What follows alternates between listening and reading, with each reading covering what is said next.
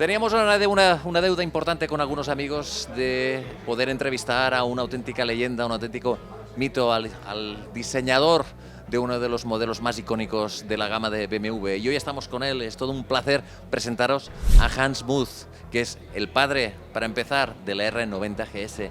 Hans, explícanos un poco cómo fue la idea del R90 GS. When BMW started in 1969 with a motorcycle /5 that looked the old style. You have the front wheel, the fender, the headlamp, the tank, the saddle, the rear fender, and the seat. And I thought, this cannot be stimulate emotion. This is ratio. So I said, a motorcycle have to have a face, the cockpit. And then the cockpit is the start of an integrating flowing line from the tank to the saddle and the seat to the tail. O sea, podemos decir que esta fue la primera moto que tenía un carenado frontal. And I called it a fly line. And then I thought the color is a kind of product identity. You can't have one product with 25 colors. There's no. So there was a problem because 50 years past and 50 years ahead. This was 1971. And then I said black had been the traditional color, and what is the modern, which is for me silver. On the holy sand you say a silver stripe, you think. So I mixed it in a kind of wash into inside, not a strict change, but a floating in. And I called it Silberrauch. For the company, it was different to execute. And the production said, Mr. Muth, you sold something to the BMW board which we cannot do. And I think you can. And I made a proposal to come to Berlin, see all your painters, and talk to them, which I did. So I went to Berlin, and there was all the painters sitting there. And before I went to the color company and said, I need all your merchandising, LiDARs, caps, all that stuff, pen. And I put it on the table and said, serve yourself. And then I explained them the concept. And then I said, the color is an important factor of the total. And maybe you say you cannot do it. But I tell you can. Because up till now, you had been painters. From tomorrow, you are artists. Because every motorcycle will be slightly different. Everybody is an original. And then I stood 1 week was there and trained. Because I developed in the laboratory of a color company the color. And it was so remarkable that there was only color. And then comes the North American importer, Butler and Smith. And I said, Hans, we need a more juicy color. And I said, okay. And in the same, I went to Daytona Beach race. And I was very much impressed that the R90S beat all the Japanese ones. There have been 3 BMWs with R90S. So I said, okay, this is Daytona, this is something everybody knows. And I was very much impressed of the orange farm. It's all orange, and you can take it, and you can open it, you can eat it. And on the flight back, I said, I got the color. I call it Daytona Orange. The only one who didn't like it was Mr. Bob Lutz. He said, that looks like a scrambled egg. But I'm not selling to a member of the board a motorcycle. The Poles liked it. And even it was a difficult color, it was very cheap for the company because we get only 2 colors and not 24. Yeah.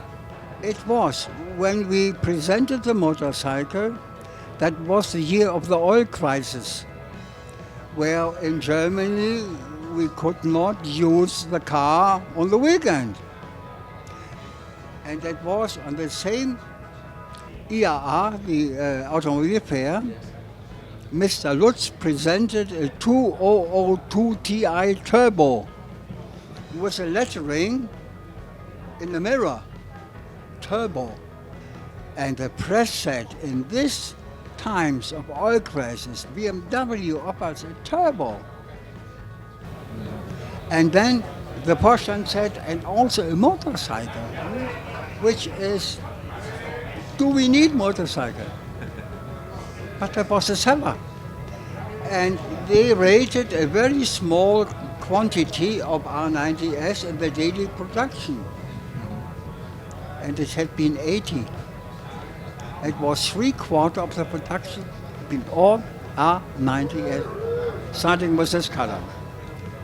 Orange came 3 years later. And today it's an image. When you see R90S, you say Daytona o Silverstone. Y otra pregunta que quisiera hacerle al señor Muth, porque el señor Muth tuvo mucho que ver con el nacimiento de un auténtico icono en la casa BMW, como ha sido las letras GS. ¿Cómo empezó la aventura de la R80 GS? ¿Cómo empezó? ¿Cómo fue el inicio? The GS had been a cuckoo's egg. Yeah? A cuckoo, you know, put an egg into a nest of another bird. It was in the time of 1978. And in 1978, the BMW motorcycle business had been,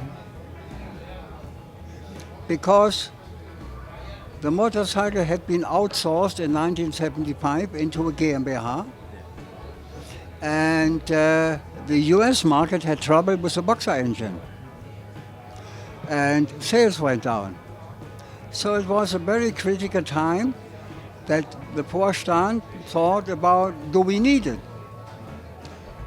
And a product planner approached me, Hardy Müller, and I said, Mr. Muth, we need a stimulation, a motivation. Nobody works anymore. Everybody is just frustrated. I said, do I need something to know?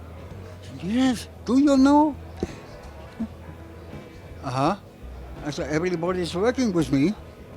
And I went to the window, looked out and saw my Range Rover parking. And I said, Müller, why we don't build a Range Rover type motorcycle? He said, how you like to do it? I said, we take the R65, we strip it, except the tank, because the tank tools are very expensive. And when we need a front fork, we join the Versuch, because they are serving all the private bikers, because they build all their motorcycle for off-road. So I sat down, make some sketches, and went into the model. I informed Mr. von der Marwitz, he had been the head of the motorcycle development, and he said, good idea, why we don't do it? It was an unofficial project, no budget, no project.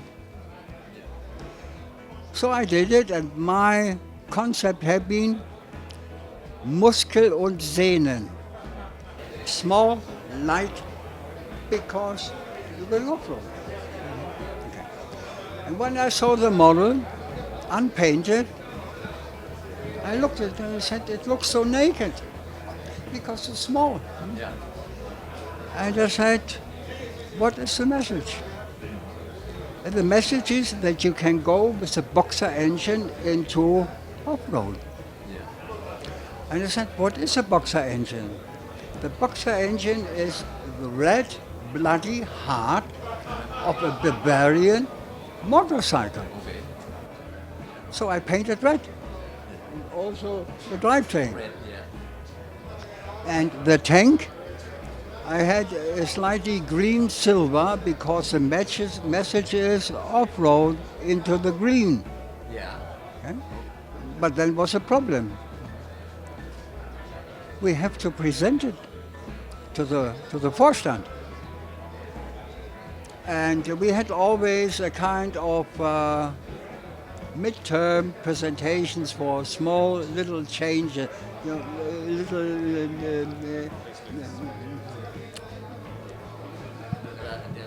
Turn lights.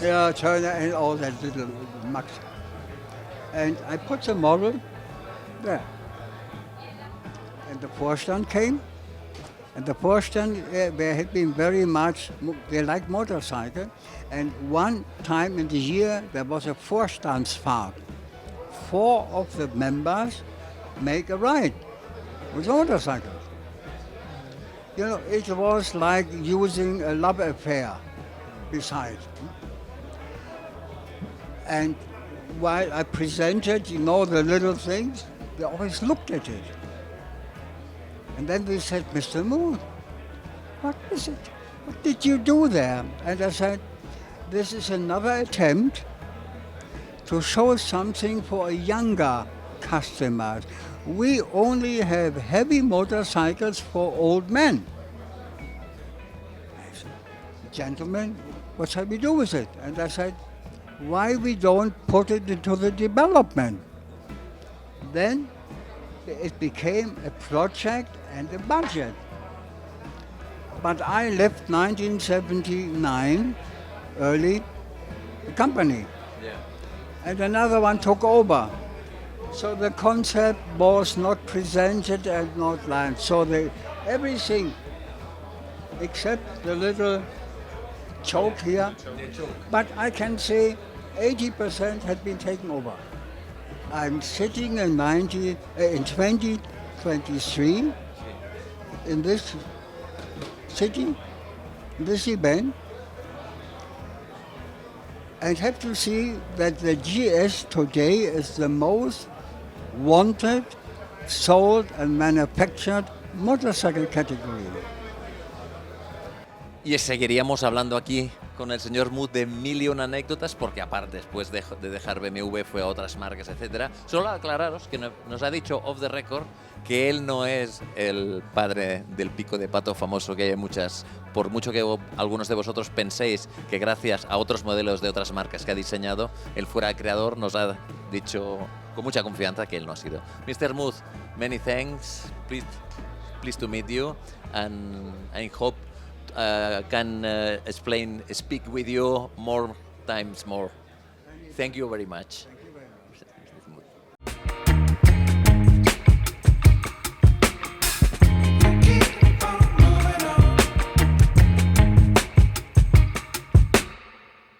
Keep on moving on.